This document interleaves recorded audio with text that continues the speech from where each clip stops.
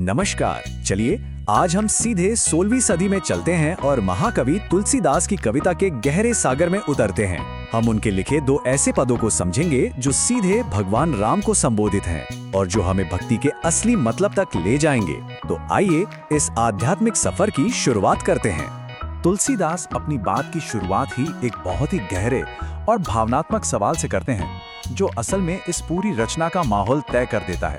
वो पूछते हैं, जाऊं कहां? मतलब मैं कहां जा सकता हूं? तो ये सवाल सिर्फ एक कविता की पंक्ति नहीं है, नहीं, ये एक गहरी आध्यात्मिक खोज की शुरुआत है, जहां कोई शरण ढूंढ रहा है, अपने जीवन का अर्थ ढूंढ रहा है। तो कविता का जो मूल भाव है वो यही है, एक ऐसे ठिकाने की, एक ऐसे आदर्श की खोज जहां कोई अपनी पूरी आस्था, अपनी पूरी भक्ति बिना किसी शक के समर्पित कर सके। ये सिर्फ तुलसीदास की उलझन नहीं, शायद हर भक्त के मन में ये सवाल कभी ना कभी उठता ही है।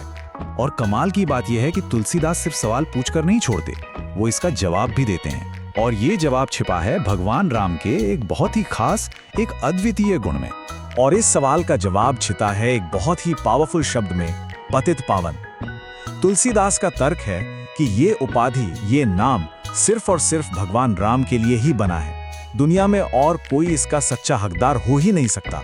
और पतित पावन का असली मतलब क्या है, इसे तुलसीदास कितने शानदार ढंग से दिखाते हैं।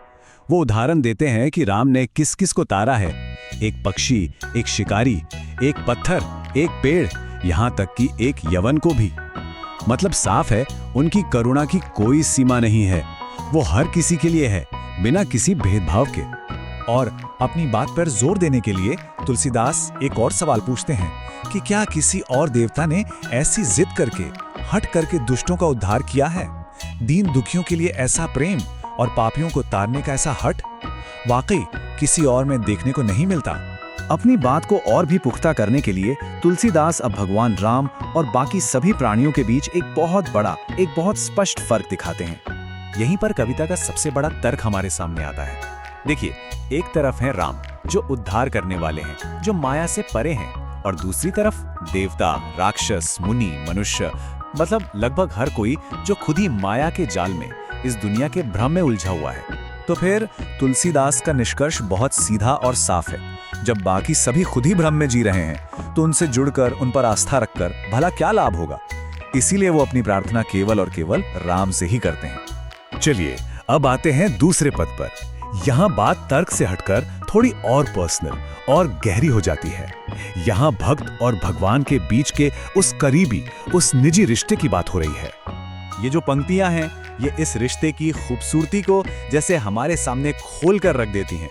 तुलसीदास यहाँ क्या कमाल की तुलनाएं करते हैं। अगर आप दयालु हैं तो मैं दीन हूं, आप दानी तो मैं भिखारी, आप पापों को हरने वाले हैं तो मैं एक प्रसिद्ध पापी। ये एक ऐसा संबंध है जो पूरी तरह से निर्भरता और समर्पण पर टिका है। आप स्वामी हैं और मैं आपका सेवक। लेकिन ये रिश्ता सिर्फ मालिक और सेवक तक ही रुका हुआ नहीं है। नहीं, ये इससे कहीं ज्यादा गहरा और बड़ा है। ये जीवन के हर पहलू को अपने अंदर समेट लेता है। तुलसीदास की नजरों में तो राम सब कुछ हैं। वो उन्हें हर उस भूमिका में देखते हैं जो किसी के जीवन में सबसे अहम होती है। माता, पिता, गुरु, मित्र, हर तरह से वो भक्त के हितैषी हैं, भला चाहने वाले हैं। ये उस बंधन की गहराई दिखाता है जिसे कवि महसूस कर रहा है। और इन्हीं सब भावों को समेटते हुए हम कविता के और इस पूरे विश्लेषण के सार तक पहुंचते हैं। वो है वो अंतिम विनम्र प्रार्थना जिसमें सारे विचार आकर एक हो जाते हैं। यहाँ आकर भक्त अपना सारा नियंत्रण छोड़ देता है। वो भगवान को ये अधिकार दे देता है कि वो तय करे कि उनके बीच का रिश्ता क्या होगा। ये समर्पण की, सरेंडर की सबसे ऊंची अवस्था है। और फिर आती है वो अंतिम, सबसे शक्तिशाली पंक्ति जो इस पूरी भक्ति भावना का निचोड़ है। यहाँ असल लक्ष्य कोई पद या शक्ति पाना नहीं है, बस एक ही चाह है, किसी भी तरह बस आपके चरणों में शरण मिल जाए, वो सुरक्षा, वो पनाह मिल जाए। तो हम इस गहरे सवाल के साथ इस चर्चा को यहीं समाप्त करते हैं। तुलसीदास की ये कविता हमें सोचने पर मजबूर करती है कि इस परम समर्पण का, इस अल्टीमेट सरेंडर का असली मतलब क्या है और जीवन के अर्थ की तलाश में इसकी क्या जगह हो सकती है। चलो આજે આપણે 16મી સદીના મહાન કવિ સંત તુલસીદાસની ભક્તિમય કવિતાના ઊંડાણમાં ડૂબકી લગાવીએ. આપણે એમના 2 ગહેન પદોને સમજીશું અને આ માત્ર કવિતા નથી પણ શરણાગતિ માટેની એક તાર્કિક અને સાથે સાથે ભાવનાત્મક યાત્રા પણ છે. તુલસીદાસ શરૂઆત જ આ એકદમ શક્તિશાળી અને સીધા સવાલથી કરે છે. આ એક જ વાક્યમાં એમની આખી શોધનો સાર આવી જાય છે. પણ સવાલ એ થાય કે એવું તો શું છે કે બીજે ક્યાંય જવાનો કોઈ વિકલ્પ જ નથી? તો અહીં તુલસીદાસ એમની દલીલનો પહેલો હિસ્સો રજૂ કરે છે. એ જાણે એક પછી એક દરવાજા બંધ કરતા જાય છે અને એ સાબિત કરે છે કે મુક્તિની શોધમાં ભગવાન રામ જ શા માટે એકમાત્ર અને અંતિમ આશરો છે. તુલસીદાસનો આ સવાલ સીધો જ ભગવાન રામની જે અનોખી ભૂમિકા છે એના પર પ્રકાશ પાડે છે. આ ખાલી એક પ્રશ્ન નથી પણ જાણે એક ખુલ્લો પડકાર છે કે બતાવો છે કોઈ બીજું જે પાપીઓનો ઉદ્ધાર કરી શકે? તો આ પતિત પાવન શબ્દનો મતલબ શું છે? તુલસીદાસના મતે આ વિરોધ ફક્ત અને ફક્ત રામ માટે છે, કારણ કે એ જ એકમાત્ર એવા ઉદ્ધારક છે જે સામે ચાલીને સક્રિયપણે પાપીઓને શોધીને તેમનો ઉદ્ધાર કરે છે. એટલે આ કોઈ સામાન્ય પદવી નથી પણ લાખો લોકો માટેની એકમાત્ર આશા છે. હવે વાત એનાથી પણ આગળ જાય છે. અહીં આપણે જોઈશું કે રામની કૃપાનો વ્યાપ કેટલો મોટો છે. એમની દયા ફક્ત મનુષ્યો પૂરતી સીમિત નથી પણ જીવનના દરેક સ્વરૂપ સુધી ફેલાયેલી છે અને આ જ વાત એમને સૌથી અનન્ય બનાવે છે. અને જુઓ, તુલસીદાસ અહીં ખાલી દાવો નથી કરતા, એ તો પુરાવા રજૂ કરે છે. એમણે એવા જીવોની યાદી આપી છે જેમનો ઉદ્ધાર થયો, જેમના વિશે કોઈ વિચારી પણ ન શકે, અને આનાથી એમની વાત વધુ મજબૂત બને છે. જરા યાદી જુઓ તો ખરી. પક્ષી, મૃગ, એક શિકારી અને ત્યાં સુધી કે પાષાણ એટલે કે પથ્થર, વૃક્ષ અને યવન. આ યાદી એ બતાવે છે કે દૈવી કૃપા કોઈ ભેદભાવ નથી કરતી. પછી એ કોઈ શિકારી હોય કે નિર્જીવ પથ્થર, રામની કૃપા બધા માટે સરખી છે. આ જ તો તુલસીદાસની આખી તાર્કિક દલીલનો પાયો છે. એ કહે છે કે ભલે દેવતાઓ હોય, રાક્ષસો હોય કે પછી મોટા ઋષિમુનિઓ હોય, આ બધા જ શક્તિશાળી જીવો પણ માયા એટલે કે દુનિયાની ભ્રમણામાં બંધાયેલા જ છે. તો જે પોતે જ બંધનમાં છે એ બીજાનો ઉદ્ધાર કેવી રીતે કરી શકે? તો તર્કની વાત પૂરી થઈ. હવે તુલસીદાસ તર્કની દુનિયામાંથી બહાર નીકળીને સીધા હૃદયની વાત પર આવે છે. હવે દલીલ નહીં પણ પ્રેમ અને આત્મીયતાની વાત છે.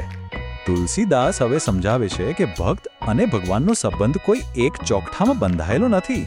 એના તો કેટલાય પાસા છે. આ સંબંધ એક જ સમયે માતા-પિતા, ગુરુ, મિત્ર અને સ્વામી જેવો ખૂબ જ ગાઢ અને બહુપક્ષીય છે. અહીં જુઓ, દરેક જોડી સંબંધના એક નવા જ પાસાને ખોલે છે.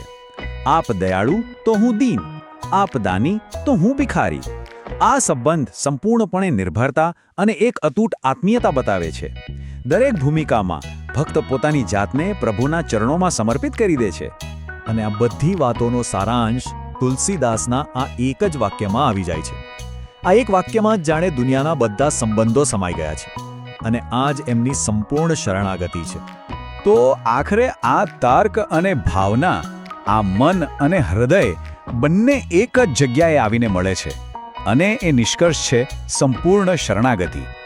આ એ બિંદુ છે જ્યાં બધી દલીલો અને બધી ભાવનાઓ એક થઈ જાય છે. ભક્તની આ આખી યાત્રાને આપણે 4 સ્પષ્ટ પગલામાં જોઈ શકીએ છીએ. આ બતાવે છે કે કેવી રીતે તર્ક અને પ્રેમ બંને મળીને ભક્તિના અંતિમ ધ્યેય સુધી લઈ જાય છે. પહેલા જ્ઞાન થાય છે અને પછી એ જ જ્ઞાન સંપૂર્ણ સમર્પણમાં પરિણમે છે. અને અંતમાં તુલસીદાસની આ નમ્ર વિનંતી બધું જ એમાં સમાઈ જાય છે. સંબંધ ભલે કોઈ પણ નામનો હોય, અંતિમ ઈચ્છા તો ફક્ત પ્રભુના ચરણોમાં સ્થાન મેળવવાની જ છે. તો આજના આ વિશ્લેષણના અંતે એક સવાલ મનમાં રહી જાય છે. તુલસીદાસની 16મી સદીની આ દુવિધા આજે પણ એટલી જ પ્રાસંગિક છે. આજની આ દુનિયામાં જ્યાં આપણી પાસે અસંખ્ય વિકલ્પો છે, ત્યાં એકનિષ્ઠ ભક્તિનો સાચો અર્થ શું હોઈ શકે? આ એક એવો પ્રશ્ન છે જે આપણને વિચારવા પર મજબૂર કરે છે.